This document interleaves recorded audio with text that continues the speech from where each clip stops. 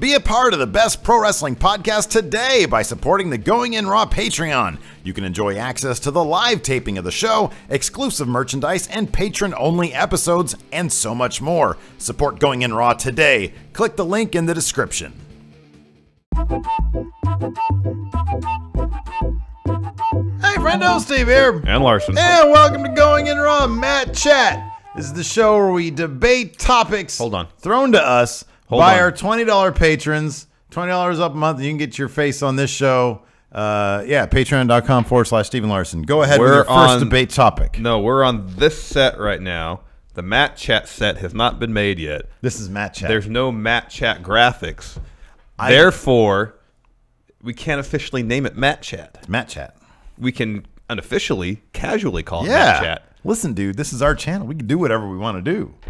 We have the ability to do that. I understand that, but with that, we need the How do you know there are no assets. Matt Chat graphics yet? I can send you graphics. You're supposed to do that last week. Cooper STD font. I know the font. Yeah. But we need the set with the curtains and the chairs. We need all that.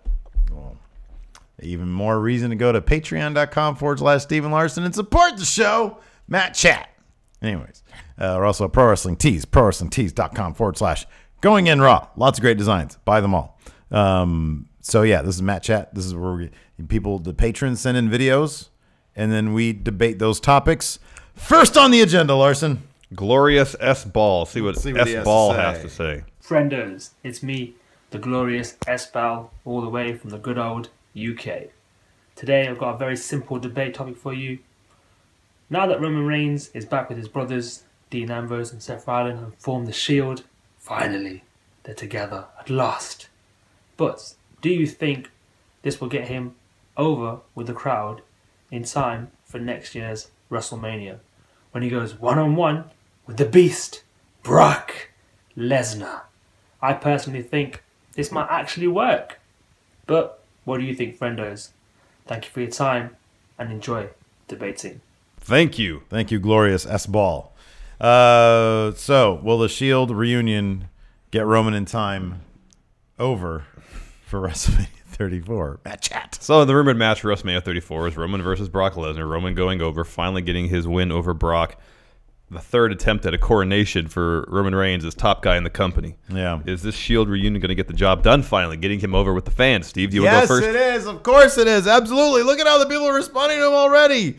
Absolutely. And there's no reason why they can't make this last all the way through WrestleMania season. It's like taking a little, you have your baby, you put your baby in the little tiny boat, and then you push him along the stream, and then it just goes out into the river to go and start its life. Is that how parenthood works? I don't know. You put a baby in a boat? What are you talking about? Yes, of course it will. What are you doing? I'm writing notes. Stop writing notes while I can see them. Let's try to distract you. I know, it's so annoying. This is Matt Chat. So yeah, absolutely. I mean, look, dude, look at how the audience already has responded to Seth and Dean being by Roman's side. This was an expertly executed move. Excellence of execution on the part of Vince McMahon. You don't believe that? I absolutely do believe that. This is one of the few things they've done correctly. Look, we've bitched and moaned time and time again about no long-term plan for getting Roman over by WrestleMania 34. We are witnessing it as we speak.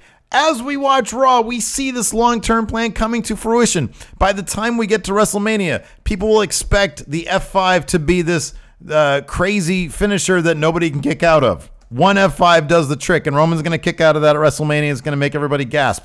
That is in play right now. That is a long-term plan. Teaming, getting the Shield back together, absolutely will get Roman over by the time they hit WrestleMania 34. Already, people used to have this Pavlovian response to Roman Reigns' music, and they go, boo. As soon as even there was a hint of the Shield getting back together, people reverted to thinking of that music as the Shield's music. They're going to come down through the crowd, and maybe they're going to do some mashup. I know a couple of you on Twitter sent me mashups of the Shield and Dean Ambrose and Roman's and Seth's music all together. I don't want all that. I literally want all three songs to start at the same exact time and see what it sounds like. That's what I want. I can tell you what it's going to sound like. It's a mess. Yeah, totally a mess. Hot mess. But luckily, they're not going to take that suggestion. Absolutely, by the time he hits WrestleMania 34, he will be over thanks to the Shield. This has already been a wild success, and we've only seen the start of it. And there's only 5 months to WrestleMania, and boom. All right, here's the thing, Steve. Boom is yes. There's actually 2 questions we need to pose to ourselves. One, why is Steve right? Will Roman get over in time for WrestleMania 34? And I think the larger question, and probably the most important question, is if that happens, will Roman be able to sustain that past WrestleMania 34? What does that matter? I think that's really the most important thing. That's not the question, though. Let me finish. Once again, you're going around the actual question. No, I'm not. Let me finish. In time for. The only way it would be, it's possible for this Shield reunion to work in Roman's benefit leading into WrestleMania 34 is if the Shield stays together through WrestleMania 34. They have to stay together the entire time. I've been reading rumors on the internet that this reunion is only supposed to last through the end of the year. And if that happens, as soon as this reunion's over and Roman doesn't win the belt, as soon as this reunion is over, assuming that happens before WrestleMania 34, Roman's going to be back in the same exact position. They have tried everything Shield-related up to date to get Roman over. Gave him the Shield's music. Gave him his Shield gear. It's true. And all of that was done in an effort to get him over because of nostalgia. People love the Shield. If Roman's stealing Shield stuff, his song is Shield song, people will love him because of Shield.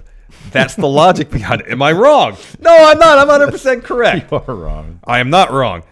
You trying to tell me they didn't let Roman keep his ring gear and keep the Shield song to get him over because the Shield was so over? That's science. That is a fact. Yeah, but you said they've done everything Shield related. Yeah, they haven't paired him back with the Shield. They haven't kept the Shield together. Done everything except that until now. Second, you mentioned. Well, let me ask you something real quick. I'm still talking just here. As an aside. Oh no, I'm not trying to. I'm not counterpointing you right now. I'll rebut you in a second when you're done with your ridiculous. No, it's good stuff. Argument. Do you think that keeping the Shield gear on him and the music on him? Take yourself out of kayfabe for a second. That's to me, it seems like it was more of a lazy thing than. Oh no, I think it was definitely because you think it was. This is to the guy try to keep. Okay, all right, that's fine. Second, you mentioned long-term planning, and yes, the Brock Roman match seems to have been in the works even maybe before WrestleMania last year. Everything else about this is on the fly. From what I understand, Seth did an interview, I believe, on the Sam Roberts podcast where he was talking about his reunion with Dean, and Seth was under the impression that his feud with Bray was going to last much longer than it did. Instead, they said, "No, we're going to put you with Dean now." There's no long-term planning. The only long-term plan is a match at WrestleMania. The story leading up to it is completely up to Vince's whims. Third, here's another thing, and I mentioned this earlier. If they keep the Shield together through WrestleMania 34, it might work. People love nostalgia. It's a hell of a drug. I say it all the time. Yeah, you're going to that well a lot these days. People love me to make a shirt that says that. I'm 99% sure I made up that phrase. I should do a Google search just to make sure. Regardless, if they put the brakes in this reunion before WrestleMania, Roman's going to be back to square one, back to where he was before the reunion. But I think it is a very important detail, a very important aspect of it. If he can get over, with the Shield's help, if, even through WrestleMania 34, if he can maintain that by himself after WrestleMania 34. Because if he can't, even if the Shield help him get him over, it's all going to be for naught. Ultimately. Okay. Well, I think that they're going to see how wildly successful this is. They're going to keep it going all the way till WrestleMania 34, maybe even past WrestleMania 34, all the way to SummerSlam, where they will have a Shield triple threat. Why would they have a match when they're reunited?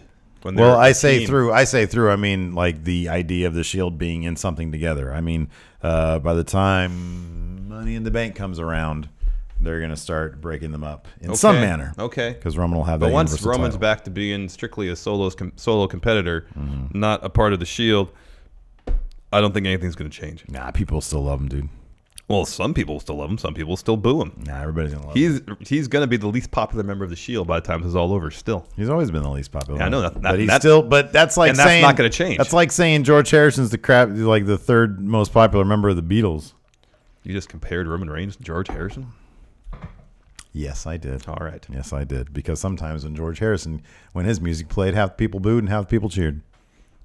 Publish. Are you sure about that? No, I'm not. No, you're not. Talking on my ass right now. All right. Next question. Next topic. Thank you very much, S-Ball. Yes, thank you very much. Next up, we've got, Charvel.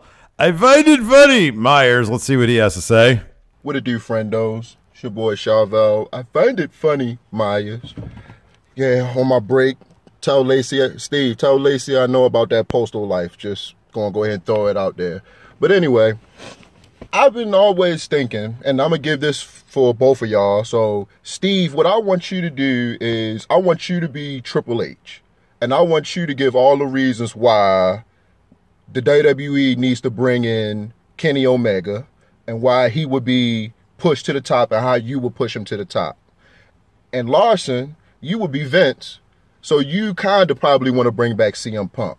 So y'all debate on how you would bring each of those superstars to the WWE, but if you bring one, you can't bring the other later on down in time, and how you would push them to the top. That's all I got, friendos. Botch too sweet. Holla at y'all later. Thank you, Mr. Myers. Lacey will appreciate your shout out to the post office. So, in this case, I'm not going to do this entirely in Triple H's voice, but he's putting me in the shoes of the game, Triple H. I want to bring Dad, I want to bring in this kid named Kenny Omega. He's really good in New Japan. Why would you want to bring in Kenny Omega? We have a perfectly known commodity over here at CM Punk. Yeah, but Dad, you're suing the pants off of CM Punk. You're the one with the beef. Oh, that's right. I hate that guy. All right. So No, I'm going first. All right, you go ahead. I think I pretty much summed it up in my poor Vince impersonation. CM Punk is a known commodity. True. He is beloved by the WWE Universe. In the years since his departure from WWE and subsequent firing, he has made a splash in the mainstream culture. He has written comic books. He got his butt handed to him in the UFC cage. He was on Talking Dead. Mm-hmm. He was on Mark Maron's show too. He's done a lot of stuff. Mm-hmm. Despite his failures in the octagon, I think he's brought additional notoriety to himself and additional star power. Bring him back to the WWE. People still love CM Punk. They still chant his name every goddamn Raw and SmackDown to irritate the crap out of me. Mm-hmm. Nonetheless, people love CM Punk. They want him back. I'll say people don't like or love Kenny Omega. I like Kenny Omega. I think he's great. I think he's fantastic. I think he could be a huge star in WWE. But we do know that CM Punk was and can be a huge star. CM Punk in WWE is a license to print money. That is a guarantee. That is a fact. We don't know that about Kenny Omega. They could bring him in with high hopes for him and botch his run completely and never make a cent off him. That's entirely possible. CM Punk, on the other hand, guarantee to make money. All right, let me ask you something, Dad. Have you gone to Hot Topic anytime lately? Do rich people go to Hot Topic? No. I don't think they go to the mall. All right, well, listen up. You know how many shirts Bullet Club has sold at Hot Topic? Quite a few. Hundreds of thousands. Yeah, probably. Yeah. Who's the leader of Bullet Club? Kenny Omega. The Cleaner Omega. You talk about a license to print money? You think Kenny the Cleaner Omega isn't a license to print money? Well, Bullet Club shirts are a license to print money. We know what CM Punk's ceiling is in the WWE. We saw it before. Yeah, it's one of the greatest champions in the history of the company. Yeah, but at the end of the day, he couldn't take on The Rock and he couldn't take on Cena in WrestleMania. And so, no, his ceiling. And on top of that, how old is CM Punk? I don't know, I'm like my age. He's super old. Well, exactly. Thanks. Super old. I'm only a year younger than you. I'm super old too. I'm totally willing to admit that. Nobody wants to see these guys wrestle in WrestleMania. But I'm not Nobody's a trained gonna want to watch CM either. Punk wrestle at WrestleMania either. Not true. Kenny Omega is the future. And what we're going to do is make $1.01 off of this kid, Kenny Omega, who will then also be able to smooth things out with the Young Bucks, who we've been ceasing and desisting on. It's too sweet. Hey, Young Bucks, you want it too sweet some more? How about come over to the WWE? We'll let you too sweet all you want.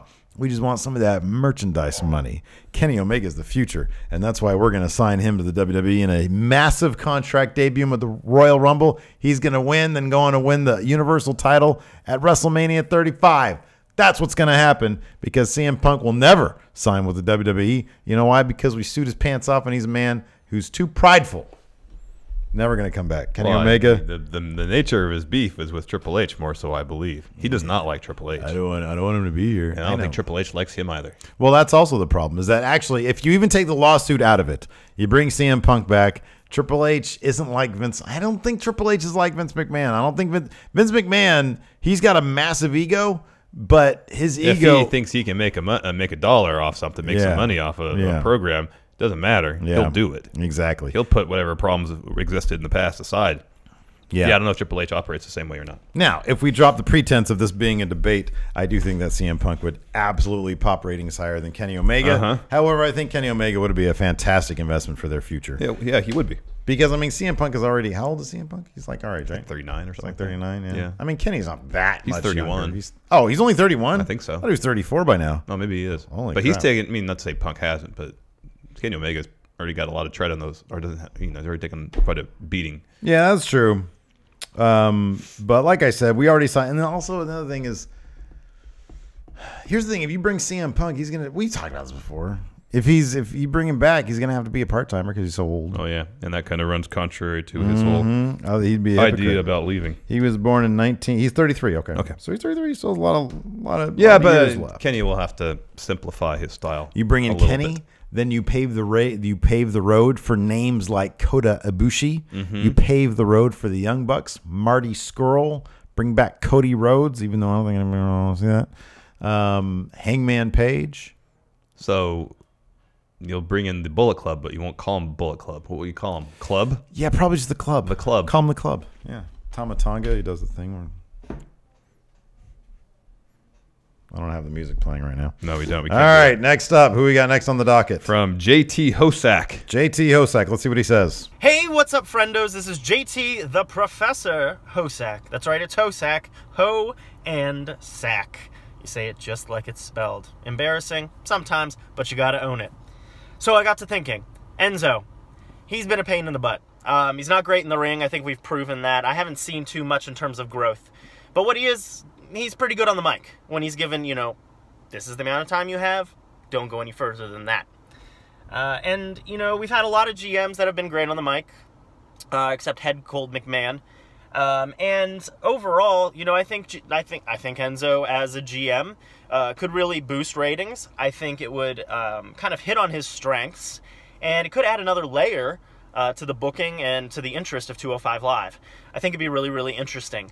So that being said, for my first video submission from Matt Chat, Larson, I'd like you to argue. I'd like you to argue that Enzo would be a horrible GM for 205 Live, and Steve, I'd like you to argue, just because I think it'd be great. I'd like you to argue that Enzo would be a great GM for 205 Live. And in either case, if he was ever made GM of 205 Live, what do you think his first actions would be? How would you book that going forward? Well, thank you so much. I appreciate you guys' podcast. You guys got me back into wrestling. The daily content is phenomenal. I hate hearing those podcasts that are always negative about wrestling. I wonder why you even watch it anymore. Makes me very sad. So thanks, guys. I appreciate it. All you friendos out there, you guys have a great week. I got to go teach some college students, so I'll see you soon. Bye. Thank you, JT. I love this idea. I think it's fantastic. Why didn't I think about this?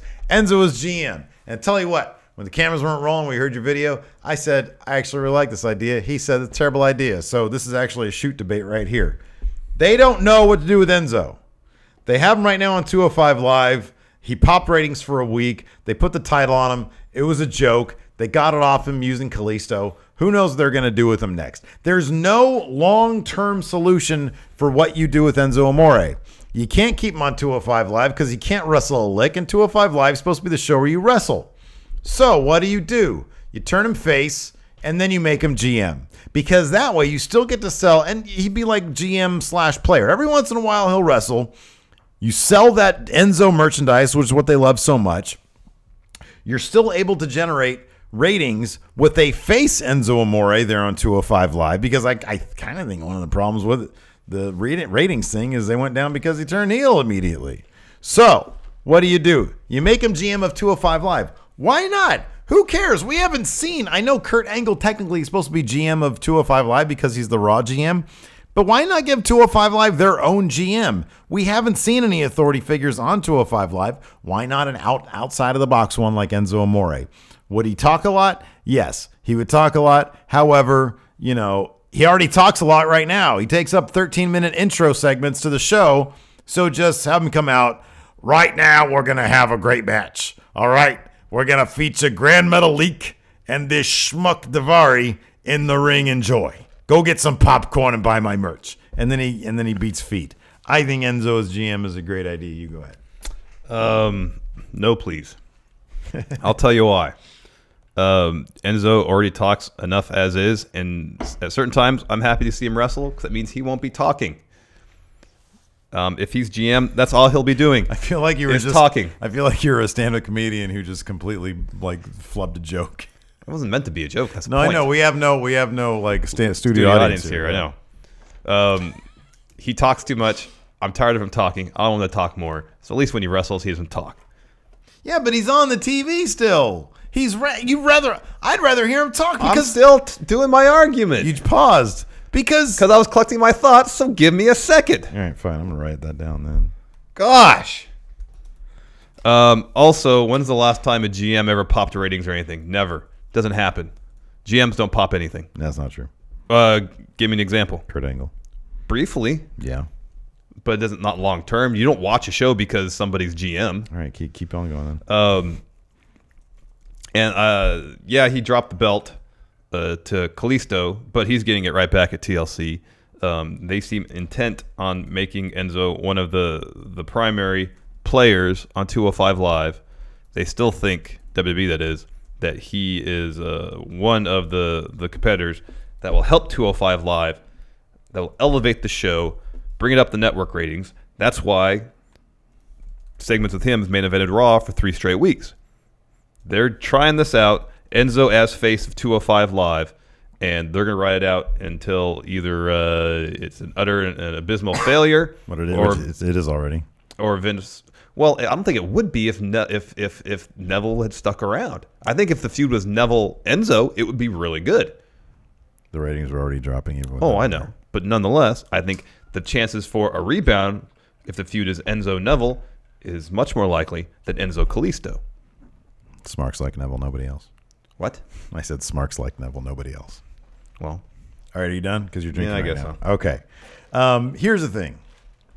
Yes. What do I like to hear him talk? Not necessarily, but it's the one thing he does good. He does not wrestle good, so I don't want him on my screen wrestling. So why not just have him in a role where he just does that? Be it manager or GM. But I like GM because you generally see GMs even less than managers. What's our big complaint about Kurt Angle? We never really see him. He shows up. He looks like he's got a big burden on his head, or on his shoulders, rather. And then he goes away. You don't really see him a whole lot. So we wouldn't really see Enzo that much. He would just be the foundational sort of GM guy who people turn to when matches need to be booked and stuff. He'd be super over because we never have to see him wrestle, and he wouldn't be on TV that much. he would be much better off as a manager. Let me ask you get something. Do you involved in think the matches that way. WWE is? Do you think the WWE is ever going to let him go? No, but it's probably more likely that he would want to leave. Yeah, he'd want to because leave. he could pursue other pursuits, like he wants to get into acting or Right? music. Yeah. Whatever. But the WWE is never going to want to let him go. No, so long as he sells merch. If that day comes when he stops selling merch, then they'll let him go. Yeah, I know. But on top of that, number one, I think that as a face, he is still really over with the crowd, and I don't see that. I honestly don't see that changing anytime soon. He's got that. Like him or not, he has got more personality than most people on the roster. Yeah. That is a fact. And they're not going to want to get rid of a personality like that. So we're stuck with Enzo Amore. The question is, what do you do with him? Now, is it manager? Yeah, I wouldn't mind seeing a manager. But I think the fact that 205 Live, who can use Enzo Amore, can use him perfectly as a GM. I actually do believe that. I think it's a great idea. Next up, from the cat, Daryl Takahashi. Let's see what he has to say. What's good, Stephen Larson, and many friendos out there? It's the cat, Daryl Takahashi. And my debate question for Matt Chat this week is, in terms of legacy, which country do you feel has a better wrestling legacy? Japan or Canada? Thank you, Daryl Takahashi. Oh, that is a deep question. Canada versus Japan, whose legacy is greater? You can go first. Oh, it's Japan. It's Japan. All right. Canada has produced some noteworthy wrestlers, Hall of Famers, legends in their own rights. Canada's famous for the Hart family. You have Kevin Owens, Sami Zayn. Are you talking about Japan at all? I'm getting to it. But in Japan, in many respects, they revolutionized the sport of pro wrestling. The advent of strong style. And you had stuff like that Minoru Suzuki was doing, where he was wrestling, where he wrestled, did MMA, went back to wrestling, merged the two styles. Some of the most legendary figures in the history of pro wrestling are Japanese. Inoki, Giant Baba. I feel like this should be writing itself, and you're having a really difficult. I know. I've been sick all week, and I'm just remembering. All you gotta say is New Japan Pro Wrestling. It's I'm the getting second to it. biggest company in the world. I'm doing We don't background. need a history. I'm doing background. Because it's not just who's popular now. It's the legacy. That's the entirety of it. You can go from now and then go backwards. Come on, this writes itself. Come on, let's go. Yes, there's New Japan. There's All Japan. Nowadays, there's Pro Wrestling Noah. The women's wrestling organization in Japan are huge. You have Stardom. The breadth of wrestling available in Japan, the Japanese wrestling, the extent of the product, the matches, the styles. I mean, without what Onita was doing in Japan, would we have seen some of the hardcore wrestling in the States? I mean, that's where Mick Foley went. I mean, granted, I know he got the inspiration from that from seeing stuff in the States, but he took it to a whole nother level. So without Onita, would we have ECW or CZW or XPW? Who knows? That's really He said XPW. XPW, I know. So in my mind, just the level of talents that consistently produced by the Japanese promotions, the influence that's the various styles of Japanese wrestling has had on wrestling in general, in my mind, just easily gives it the vastly superior legacy. All right. That was a terrible argument. However, the actual answer is Japan. However, I'm going to argue for Canada right now. Do it. But the real answer is Japan. It is Japan. Let me throw you these names, Larson. Bret Hart, okay. Bret Hart, Chris Benoit, Dean Malenko. He's not Canadian. No, he's not. What is he? Where is he from? I think he's just from America. All right. Chris Jericho. Yeah. Kevin Owens. Uh-huh. Who did we just see? Who did you say? I just heard somebody's name. Lance Storm. Sami Zayn. Kenny Omega. Uh-huh. There's a lot of great Canadian wrestlers, yes. Who did I just say? Oh, Bobby Roode. Yeah. Yeah. There's many. Canada is a wrestling factory. It is. That's where they churn out these wrestlers. That's where that weird dungeon is that Stu Hart used to bend little kids left and right and make them tap out and stuff. Hey, you heard those tapes, same as I did. It was terrifying. What an awful thing to go through. Look, man, Canada is a wrestling factory. Yeah. They dole out legend after legend after legend. Bret the Hitman Hart, perhaps one of the best wrestlers of all time. Certainly one of the most charismatic wrestlers of all overrated time. Chris wrestlers of all Benoit, time. legendary career, pillar of the community. Chris Jericho, author, book writer, Yeah. storyteller, gatekeeper, Yes. dreamweaver. Rock star. Rock star, exactly. We wouldn't have the musical stylings of Fozzy without Chris Jericho.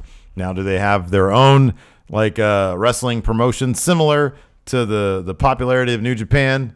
No. What is it? What was their deal? What they have? There was Stampede. Stampede That was Wrestling. Stu Hart's promotion for years. Yeah. So I don't know. Look, the real answer, to be honest with you, is It's absolutely Japan. Japan. I I mean, mean, the way their culture. I absolutely envy the Japanese culture in how they treat pro wrestling, as if it's like they don't have kayfabe, but they still respect it, respect the craft. It's far covered more than like over here.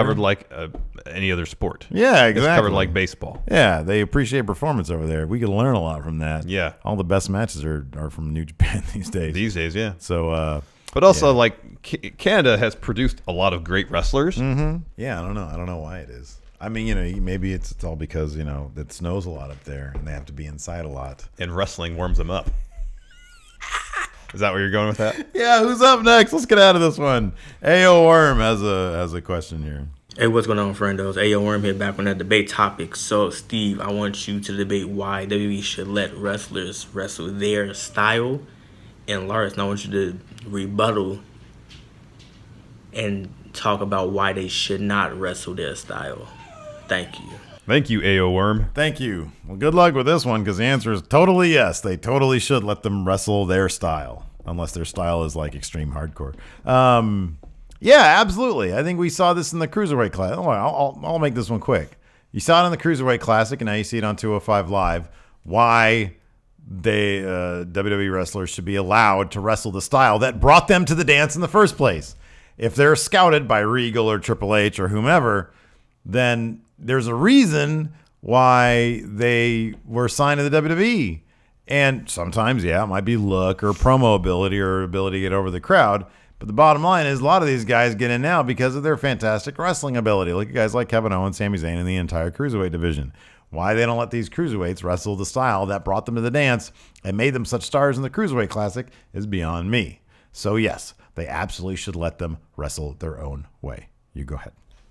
They should let them wrestle their style at major shows. Otherwise, no. Being on the road for 250 to 300 days a year, if you wrestle a physical, highly athletic, demanding style, you're going to get hurt. And that's not a quality investment on the WWE to invest time and money to promote and employ a wrestler who's going to be hurt all the time. They're not going to do that. So, yes, when you're wrestling 250 days a year, you need to pare things down a little bit. Save your high spots, your quality matches for the major shows. Yeah, WrestleMania, go for it. Royal Rumble, SummerSlam, Survivor Series, yeah, go 100%, pedal to the metal.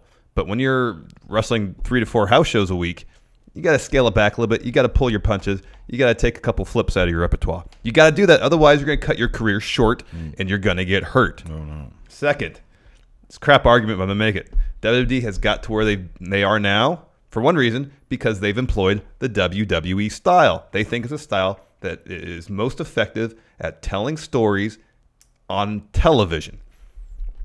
And if I don't agree with this, but if history is any indicator, it's a style that has worked because they're the largest, most profitable wrestling organization on the entire planet. It might not be the most enjoyable form of wrestling, but it has been, historically speaking, the most successful.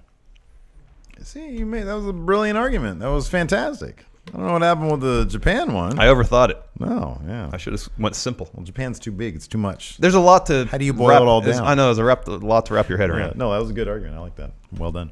Next up, we have Jordan Carter. Let's see what Jordan has to say. Hey, friendos. So I just got back from Tuesday's SmackDown Live. Hope you guys saw my sign. So my debate question for you this week. We saw Sami Zayn and we saw the Usos flirting with heel turns, face turns. So my question for you is, who had the best heel or face turn ever? Let me know. Thanks. Thank you, Jordan. Thank you, Jordan. Well, I'll go for I went first last time. You go first. Okay, Stone Cold. Stone Cold's best face turn ever. Why? He didn't have to say a word. Which face turn? He did 2 of them. Yeah, the double turn with him and Bret Hart. Very good. It was all storytelling in the ring. Yeah. It was all super effective. Oof. Not a word spoken. No promo. Didn't need it. He wouldn't tap out. That was it. That was the story. He wouldn't tap out. He wouldn't give up to Bret. Bret beat his butt all around that ring. Nonetheless, he would not tap out. That face turn led to the most profitable period in the history of WWE and launched its greatest star ever in terms of drawing power to huge success. Mainstream crossover appeal made Stone Cold the most massive star in wrestling history. He might not have been top star for as long as Hogan or Cena, but for those 5 years, no one topped Stone Cold. Stone Cold's face turn is the best face turn ever. All right. So I had a decision to make here. Do I go with the Hogan heel turn, the NWO Hogan heel turn, or do I go with The Rock's heel turn at your favorite pay-per-view of all time, ever. Survivor Series 1998? And in fact, I went with The Rock, and I'll tell you why. Because when Hogan went heel, it was out of, I'll say it, desperation. His career was basically dead. Yeah, he wasn't relevant anymore. He was able to politic his way to the top, keep that top spot. However, nobody in the crowds wanted to see him. By the time he even finished his run in WWF, that King of the Ring pay-per-view in '93, I think it was. You take a look. There's like not a lot of people there. Like I think they drew like 5,000 people, something like that, which is a ridiculously low number for that time, and for his peak even. By the time he had come back to the WCW doing the Hulkamania thing, God, nobody cared. Nobody cared. Then you bring in Kevin Nash and Scott Hall, who were like two of the coolest guys ever in wrestling, and he's even more irrelevant. Hogan was so blind to this that he wasn't even sure that he wanted to turn heel, because he just wanted to hold on to his legacy of saying your prayers, eating your vitamins, and whatever the third thing was. Drinking milk, which for lactose intolerant people is probably a terrible idea. Terrible idea for me. Yeah. And so Hogan did this, I'm not going to say out of desperation, but it was against probably his better judgment. I think he's kind of said as such. And it just happened to work. They had a fantastic logo, and they had Hall and Nash, which are the two coolest guys. And then you bring Hogan in, and he's kind of this monster. But his heel turn was kind of out of desperation. The Rock, on the other hand, was already almost one of the biggest faces the WWF had in 1998. He was electrifying audience. He had already been a heel, and he started cutting those amazing promos. He was in the Nation. He kicked out Farouk, but people just loved him. They loved to hate him, and they just started to love him, and he became a face. In 1998, they could have run with him as co-top face in the company, along with Stone Cold, and had two massive merchandise sellers. And what did they do? They pulled the trigger on a heel turn.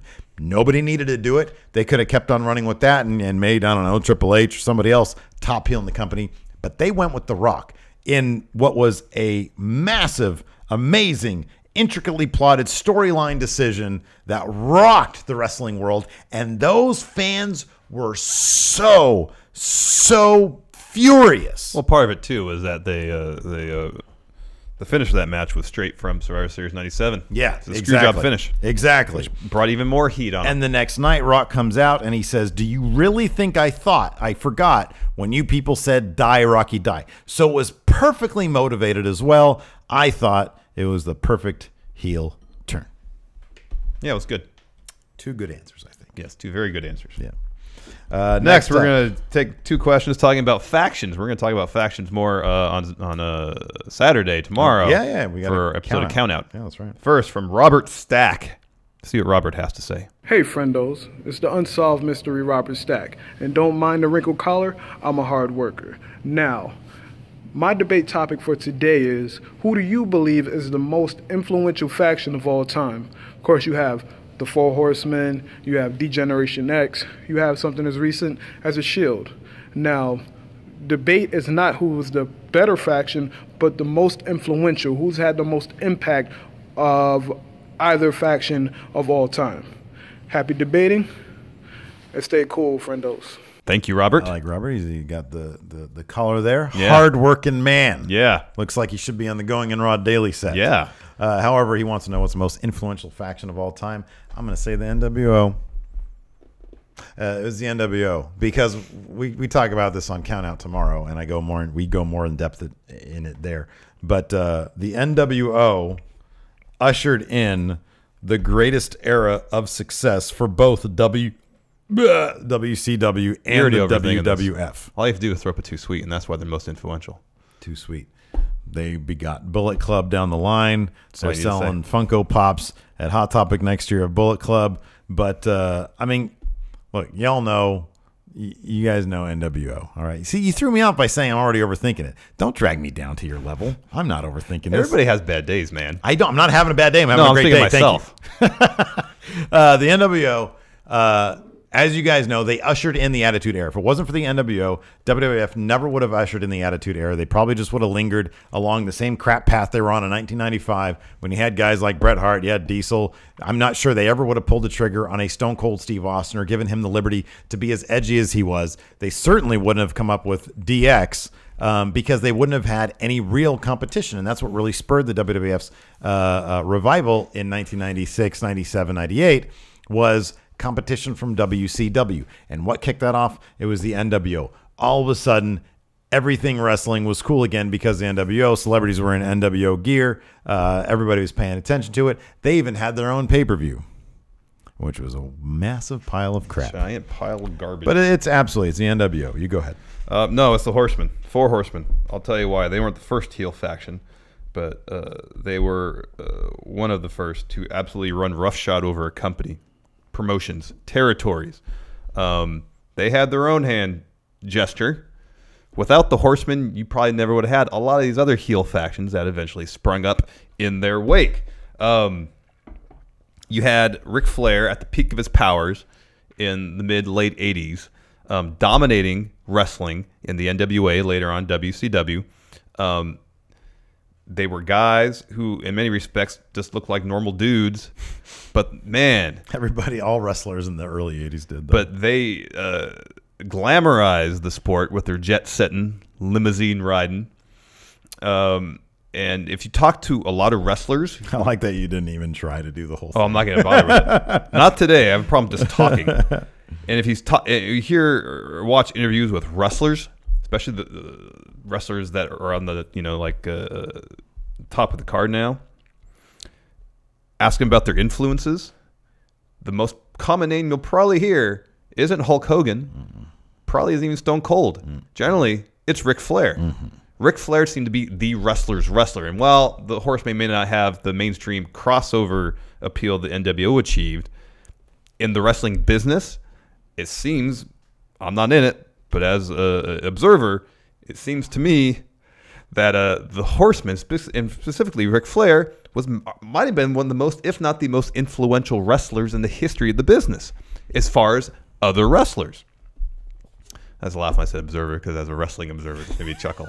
You nerd. Hey, have you noticed, going back to your point about most wrestlers saying that Ric Flair was their inspiration, have you noticed that HBK is starting to creep up now that the younger guys are being asked that question? I know. It's everybody's HBK. But it was with HBK, it was Ric Flair. Yeah, no, it totally was. Same with Triple H. That's his favorite. I think it's his favorite wrestler. And you have Arn Anderson, who and Tully Blanchard, who we see now. The Revival is pretty much doing a brain buster, or Minnesota Wrecking Crew, and is Arn and Ole. That's kind of the same thing. Without the glamour, they're not wearing the fur coat during that, riding around limousines. But in terms of their approach to wrestling, that's still the Horsemen influencing wrestlers today. And quick side note too, one of these two groups is actually #1 on Countout tomorrow. Yeah, find out who by watching. Next up from Vincent Palmieri. Vincent Palmieri. Let's see what he has to say. Today, your debate topic is going to be, which was a superior faction? The Four Horsemen or Evolution? Thank you, Vincent. Thank you, Vincent. So, who is the better faction, the Horsemen or Evolution? Oh, I go first. Yeah, you go first. Horsemen may be most influential. Evolution was a better faction. You know why? Why? Well, here's this... To bolster my argument for the Horsemen being most influential. Use our criteria. Oh, hold on. Okay. Without Horsemen, you get no evolution. Literally. Yeah. Literally. Yeah. So yeah, our criteria for any top thing is threefold. Yeah. Being good. Impact. Yeah. And kayfabe. When it comes to kayfabe, Evolution wins. Yeah. Because they had all the belts at one point, I think. All the belts. They won all the belts. And then if you look at each individual member, they were all world champions at different times. Yeah. Yes. Being good. Triple H, great. Ric Flair, one of the best of all time. Randy Orton, kind of boring at times, but he's decorated. Yeah. Batista, when he's on. Yeah, Batista, good wrestler, fantastic actor. Oh yeah, amazing. So impact, huge impact with Batista. He's Drax. Ric Flair crosses over to both. So yeah, it's Evolution, man. It's Evolution, baby. Well, I'm gonna say it. Don't ever do that. I'm gonna say it's Horsemen. Because they lived the lifestyle. Somehow, okay, so Randy Orton used to talk about a lot about, like, I put it this way. Remember how they had all those, like, kind of borderline creepy video packages of Evolution partying with girls in, like, their limos and stuff? I think that was a show. I think they just filmed that stuff. That wasn't real. That wasn't verite. Well, I think it was a show. It was probably a show for 3/4 of them. Yeah, I'm sorry. You're correct. But the Horsemen of the group, they lived that lifestyle. That's why the Horsemen are the better faction, because they lived that lifestyle. Who would you rather hear stories from about time on the road, off the record, in a bar while buying Ric Flair some drinks? The Horsemen or Evolution? It's totally the Horsemen. They probably engaged in so much debauchery. He might have some good stories about trying to get some of the other guys to do crazy stuff with him. That could be funny. That could be, that could be true. But it's absolutely the Horsemen. But again, we've got a great episode to count out tomorrow, so we'll leave a little bit of that for count out. Last up, we've got Michael Berry, and he has a question for us. What's going on, friendos? Just quick debate question. This one, hopefully a little more exciting. So what I want both of you to do is pick a movie, and the characters from the movies each of you pick are going to make a brand new wrestling promotion. So take your movie, take the characters, and defend why your promotion would be better than the others. Have a good one. Thank you, Michael Berry. All right, so we got to take characters from a movie, and characters start a wrestling promotion. All right, who goes first? Or do I go first? I think I do. I'm going to go with Tyler Durden. He kind of did start a wrestling promotion. He started a Fight Club. Yeah, true. In the movie Fight Club. Yeah, in the movie Fight Club. Project Mayhem. Project Mayhem. Yeah. Of course, the only demerit that I can think of, or the major demerit against him, is that he's not real. He's not a real person. Not he can't real. Start anything. He's a projection of Ed Norton's character, unnamed protagonist of the movie. Yeah. Also, he really appeals to meatheads who think he's like someone to look up to, and he's a jerk. Yeah, he's kind of a bro icon. Yeah, but he's a big piece of crap. He is. Yeah. Nonetheless. But again, he'd be a wrestling promoter. He would be a wrestling promoter, so it would fit. Yeah. And he has experience working in underground fight leagues. So expand that. He can do some sort of CZW. Exactly, CZW or XPW type thing. That's hardcore, smaller venues, a lot of fluorescent tubes, I'm guessing. Yeah. Dangerous spots, major injuries. And he would probably be fine with all that. He would probably turn that into a lucrative endeavor. Tyler Durden. All right. Well, I love that answer. I think it's great. I am going to say, however, I would like to take the greatest sports entertainer of movie history, Apollo Creed, and have him start a wrestling promotion. Think about it. We know that pro wrestling is a very popular thing in the Rocky universe. Take Thunder Lips, for example, a.k.a. Hulk Hogan. Yeah. So he'll be the centerpiece of this new wrestling promotion. We're going to imagine that this wrestling promotion got started around that time, Rocky III, and we're going to veer off from the tragic events of Rocky IV and say that never took place because Apollo Creed instead decided to start his own promotion. And who knows more about promotion than Apollo Creed himself, and he has his own gym as well where he trained Rocky in Rocky III. And so I'm going to say Apollo Creed, with his star power, he is a real human being, and as opposed to Tyler Durden, who is not a real human being. He has hookups in the press. He has hookups to hot, young, athletic talent that he could turn from prospective boxers. Hey, you flame out in boxing, you got an A-plus personality, you're very athletic. Come on down to Apollo Creed's wrestling school, and we'll get you on TV in the territories in 1983. Then he sells his territory to Vince McMahon and makes a big fat profit. I like Apollo Creed. He's a real human. Yeah, Apollo Creed is a better answer. Because, all the reasons you said. I kind of want to see that now. All right, that's it for Mad Chat. Thanks for tuning in. We really appreciate it. Like we said, check out Count Out tomorrow. We got all sorts of factions in that episode tomorrow. Till then, we'll talk to you guys later. Sorry, Daryl Takahashi. I botched my answer to your question. Thank you, everybody. You did great. It writes itself. It's great.